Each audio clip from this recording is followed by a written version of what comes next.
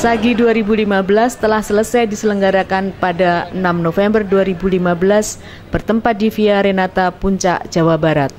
Dihadiri sebanyak 569 peserta, terdiri dari para uskup, imam, biarawan, biarawati, perwakilan umat dari 37 keuskupan, perwakilan keuskupan TNI, dan kelompok kategorial. Hasil akhir Sagi 2015 yang dibacakan Ketua Tim Perumus, Monsinyur Antonio Subianto dari Keuskupan Bandung, menegaskan pentingnya keluarga dalam pembentukan dasar iman seseorang. Keluarga sebagai sel pertama dan sangat penting bagi masyarakat, Familiaris Consortio 42, dan Sekolah Kemanusiaan, Gaudium et Spes 52, menjadi tempat pertama seseorang belajar hidup bersama orang lain, serta menerima nilai-nilai luhur dan warisan iman. Disitulah seseorang menjadi pribadi matang yang menggemakan kemuliaan Allah. Keluarga Katolik menjadi tempat utama di mana doa diajarkan, perjumpaan dengan Allah yang membawa sukacita dialami, iman ditumbuhkan, dan keutamaan-keutamaan ditanamkan. 3. Saki 2015 mendalami kehidupan keluarga melalui kesaksian beberapa keluarga tentang buah-buah sukacita Injil dalam keluarga dan tantangan keluarga ketika memperjuangkan sukacita Injil, serta melalui paparan tentang membangun wajah Eklesia Domestika di Indonesia. Pengalaman tersebut diteguhkan oleh para ahli, didiskusikan dalam 17 kelompok dari segi spiritual, relasional, dan sosial, dipresentasikan dalam pleno, dan akhirnya dipersembahkan dengan penuh syukur dalam perayaan Ekaristi. Selama Saki 2015, dialami rasa syukur dan gembira, serta rasa haru dan air mata saat mendengarkan dan menyaksikan sukacita dan pengalaman jatuh bangun keluarga-keluarga Katolik dalam memperjuangkan kekudusan perkawinan dan keutuhan keluarga. Buah-buah sukacita Injil dalam keluarga. 5. Dengan penuh iman, gereja mensyukuri perkawinan Katolik sebagai sakramen, yaitu tanda kehadiran Allah Tritunggal dalam hidup berkeluarga. Perjumpaan dengan Kristus membawa sukacita Injil. Bandingkan Evangelii Gaudium nomor 1. Pasangan suami istri percaya bahwa Allah mengendaki, memberkati, dan mencintai keluarganya. Keyakinan ini meneguhkan suami istri untuk setia dalam untung dan malang, serta menambah sukacita dalam keluarga, baik secara spiritual, relasional, maupun sosial. 6. Bercermin dari hidup keluarga kudus Nazaret, keluarga Katolik dihayati sebagai ladang sukacita Injil yang paling subur, tempat Allah menabur, menyemai, dan mengembangkan benih-benih sukacita Injil. Di dalam keluarga, suami istri dan anak-anak saling mengasihi, membutuhkan, dan melengkapi. Kesabaran, pengertian, dan kebersamaan saat makan, doa, dan pergi ke gereja adalah wujud nyata kasih sayang tersebut. Kasih yang dibagikan tidak pernah habis, tetapi justru meningkatkan sukacita dalam keluarga. Oleh karena itu, ketika para anggota keluarga terpaksa terpisah dari pasangan atau dari anak-anak karena alasan pekerjaan atau sekolah, mereka berusaha mencari cara bagaimana kasih satu sama lain tetap dapat terjalin dan keutuhan keluarga dapat diwujudkan. 7. Sukacita keluarga dialami secara spiritual dalam hubungan dengan Allah melalui kegiatan rohani, sehingga kerinduan akan sabda Allah tumbuh, iman makin tangguh, kepasrahan meningkat, dan pengalaman dicintai Allah dirasakan. Sukacita keluarga dialami secara relasional saat menjalin perjumpaan dan kebersamaan hidup yang bermutu, mempererat relasi kasih, saling memaafkan, menunjukkan sikap tenggang rasa dan keberanian berkorban, serta sadar akan tanggung jawab pada generasi selanjutnya. Sukacita keluarga dialami secara sosial melalui kepedulian terhadap orang lain, pelayanan tulus terhadap sesama, pekerjaan sesuai panggilan, dan keteladanan hidup. Sukacita makin sempurna saat keluarga disapa dan diteguhkan oleh gereja dalam pelayanannya. 8. Sukacita yang dinikmati di dalam keluarga juga menjadi kekuatan untuk mengasihi Allah dan sesama melalui pelayanan di gereja dan masyarakat, tanpa memperhitungkan perbedaan suku, agama, ras, dan antar golongan, serta kepentingan material. Keyakinan ini diteruskan kepada anak-anak lewat pendidikan iman yang menjunjung tinggi nilai-nilai kemanusiaan, agar mereka mencintai Allah dan sesama. Tantangan keluarga dalam memperjuangkan sukacita Injil. 9. Sukacita dialami oleh keluarga yang mewujudkan rencana Allah atas perkawinan dan keluarganya. Sebagian keluarga membutuhkan perjuangan lebih karena menghadapi aneka tantangan dan kelemahan. Tantangan itu antara lain kesulitan ekonomi, situasi sosial, budaya, agama, dan kepercayaan yang tidak selaras dengan nilai-nilai perkawinan Katolik, seperti poligami, mahalnya mas kawin, dan kuatnya tuntutan pernikahan adat. Hidup sebagai keluarga migran atau rantau, perkembangan media informasi yang menggantikan perjumpaan pribadi, dan pemujaan kebebasan serta kenikmatan pribadi.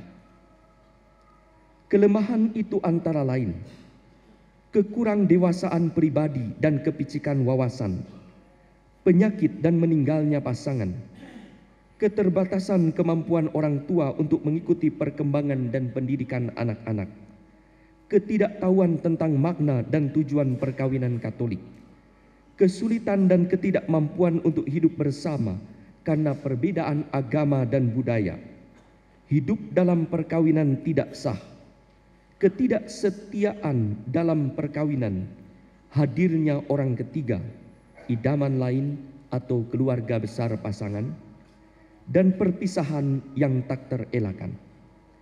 Tantangan dan kelemahan ini menyebabkan perasaan terbeban, bingung, sedih, sepi, dan bahkan putus asa bagi anggota keluarga. Tantangan dan kelemahan itu bisa membawa keluarga pada krisis iman yang merintangi, membatasi, dan bahkan menghalangi keluarga untuk setia kepada iman Katolik dan untuk menghidupi nilai-nilai luhur perkawinan. 10. Di tengah pergumulan memperjuangkan sukacita Injil, keluarga mesti datang penuh kerendahan hati untuk dikuduskan oleh Allah yang berbelas kasih, yang melampaui kelemahan dan kedosaan manusia.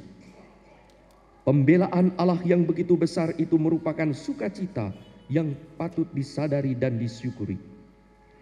Kekudusan keluarga merupakan rahmat, sekaligus tugas bagi keluarga untuk dipertahankan.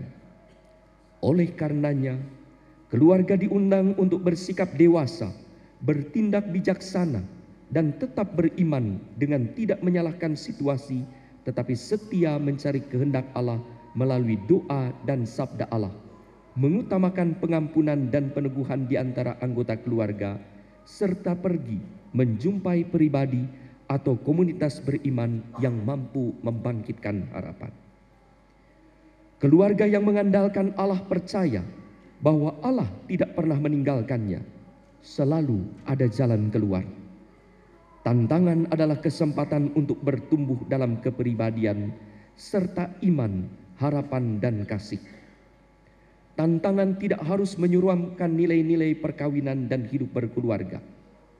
Melalui tantangan itu, Allah mengerjakan karya keselamatannya di dalam dan melalui keluarga. 11. Gereja terpanggil untuk bersama-sama mencari, menyapa, mendengarkan, dan bersehati dengan keluarga yang sedang menghadapi tantangan, termasuk mereka yang tidak sanggup mempertahankan nilai-nilai hidup perkawinan dan keluarga. Disinilah gereja hadir untuk menampilkan wajah Allah yang murah hati dan berbelas kasih, terutama bagi keluarga yang berada dalam situasi sulit. Dalam kemurahan dan belas kasih Allah, keluarga-keluarga tidak akan mengalami kebuntuan dalam perjalanannya meraih kebahagiaan. Gerak bersama membangun eklesia domestika di Indonesia. 12. Keluarga merupakan buah dan sekaligus tanda kesuburan adikodrati gereja serta memiliki ikatan mendalam, sehingga keluarga disebut sebagai gereja rumah tangga, eklesia domestika. Sebutan ini sudah pasti memperlihatkan eratnya pertalian antara gereja dan keluarga, tetapi juga menegaskan fungsi keluarga sebagai bentuk terkecil dari gereja. Dengan caranya yang khas, keluarga ikut mengambil bagian dalam tugas perutusan gereja, yaitu karya keselamatan Allah. Dikutip dari Pedoman Pastoral Keluarga KWI tahun 2010 nomor 6. Sebagai gereja rumah tangga, keluarga menjadi pusat iman, pewartaan iman, pembinaan kebajikan dan kasih Kristiani dengan mengikuti cara hidup gereja perdana dari Kisah Para Rasul 2, 41 sampai 47, 4, 32 sampai 37. Gereja rumah tangga mengambil bagian dalam 3 fungsi imamat umum Yesus Kristus, yaitu guru untuk mengajar, imam untuk menguduskan, dan gembala untuk memimpin. Gereja rumah tangga di Indonesia dibangun berdasarkan nilai-nilai Kristiani yang diwujudkan dalam masyarakat yang majemuk. 13. Dalam reksa pastoral keluarga, gereja mesti berangkat dari keprihatinan dan tantangan keluarga zaman ini yang semuanya membutuhkan kerahiman Allah. Gereja dipanggil untuk menunjukkan wajah Allah yang murah hati dan berbelas kasih melalui pelayanan, terutama kepada mereka yang paling lemah, rapuh, terluka, dan menderita. Kerahiman Allah tidak pernah bertentangan dengan keadilan dan kebenaran, tetapi bergerak melampauinya karena Allah adalah kasih. 1 Yohanes 4:8. 14. Dengan menggiatkan pastoral keluarga yang berbelas kasih dan penuh kerahiman, gereja dipanggil melakukan pertobatan pastoral secara menyeluruh. Pertobatan dimulai dari pelayan-pelayan pastoral yang berkarya dalam berbagai lembaga pelayanan. Dengan demikian, pastoral keluarga dapat menanggapi persoalan keluarga saat ini. Untuk itu, A. Pedoman Pastoral Keluarga KWI yang diterbitkan tahun 2010 harus diperhatikan dan dilaksanakan. B. Reksa pastoral keluarga terpadu dan berjenjang, mulai dari persiapan perkawinan sampai pada pendampingan keluarga pasca nikah, termasuk pertolongan pada keluarga dalam situasi khusus, harus dibentuk dan dihidupkan kembali. C. Katekese keluarga harus dikembangkan. D. Kebijakan dan koordinasi perangkat pastoral keluarga, baik di tingkat KWI, regio, keuskupan, maupun paroki harus ditegaskan dan disosialisasikan. E. Keuskupan-keuskupan se-Indonesia harus bekerja sama dan solider dalam sumber daya manusia, ilmu pengetahuan dan teknologi, serta keuangan. F. Pelayanan perangkat pastoral seperti komisi keluarga dan tribunal gerejawi harus mendapat perhatian dan diberdayakan. G. Lembaga dan pelayanan pastoral keluarga, termasuk kelompok-kelompok kategorial dan pemerhati keluarga, serta para ahli harus diikut sertakan. Komunitas basis dan institusi pendidikan Katolik harus dilibatkan. I. Ekonomi keluarga harus ditingkatkan melalui lembaga-lembaga ekonomi dan keuangan. J. Data-data yang berkaitan dengan kepentingan pastoral keluarga harus dimanfaatkan. K. Lembaga hidup bakti harus diikutsertakan dalam pastoral keluarga dengan tetap menghormati kekasan karismanya. Dalam gerak bersama tersebut, kita perlu juga terbuka untuk bekerja sama dengan lembaga swadaya masyarakat, lembaga adat, lembaga keagamaan, dan bahkan pemerintah. 15. Keluarga Katolik dipanggil untuk mewartakan sukacita Injil dengan kesaksian hidupnya dan kepeduliannya kepada keluarga-keluarga lain. Dengan demikian keluarga sungguh menjadi gereja rumah tangga yang tidak terkungkung dalam dirinya sendiri, tetapi menjalankan tugas perutusannya dalam memajukan gereja dan menyejahterakan masyarakat. Bandingkan Familiaris Consortio nomor 42. Penutup. 16. Kekayaan pengalaman dan aneka diskusi selama Sakki 2015 tak mungkin dirangkum seluruhnya dalam rumusan hasil sidang ini. Namun kesaksian keluarga, diskusi kelompok, peneguhan dari para ahli, kebersamaan, dinamika kerja panitia, dan kreasi bersama tim animasi dalam Sakki tetap akan terdokumentasikan dalam bentuk video, buku, video, dan foto. Kita semua yakin bahwa para peserta Sakki keempat inilah yang sepantasnya berperan sebagai dokumen dan saksi hidup yang kaya akan pengalaman sukacita dalam Injil dalam keluarga. 17. Pada akhir sidang agung Gereja Katolik Indonesia ini, marilah kita semakin percaya bahwa Allah menjumpai para anggotanya untuk membimbingnya menuju kesempurnaan kasih dan kepenuhan hidup Kristiani. Kita bersyukur kepada Allah karena keluarga Katolik mengalami sukacita, baik dalam kesetiaan perkawinannya maupun dalam perjuangan menghadapi tantangan. Kita percaya bahwa Roh Kudus menyertai keluarga memelihara dan merawat kesuciannya. Kita turut prihatin bersama keluarga yang berada dalam situasi sulit.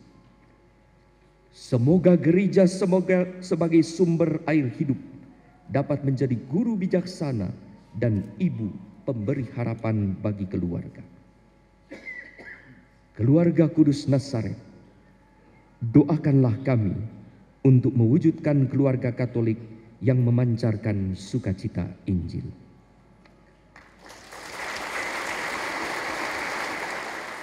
Dari Arena Sagi 2015, tim Dokpen KWI melaporkan. Terima kasih untuk semua.